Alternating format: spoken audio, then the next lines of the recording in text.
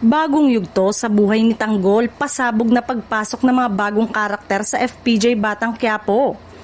Patuloy ang pag-init ng mga eksena sa primetime teleserye na FPJ Batang Quiapo.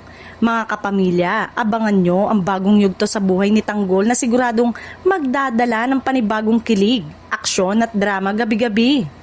Kasabay nito, magpapakilala rin ang mga bagong karakter na bibida mula sa ilan sa mga pinakapaborito at hinahangaang bituin sa industriya.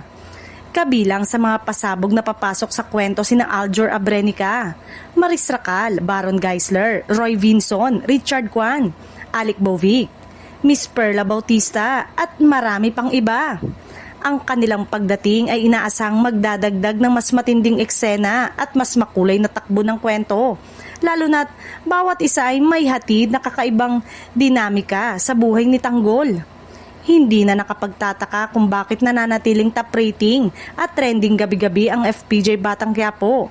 Sa pagpasok ng mga bagong muka, tiyak na mas magiging kapanapanabik ang bawat episode na aabangan ng milyong-milyong manonood.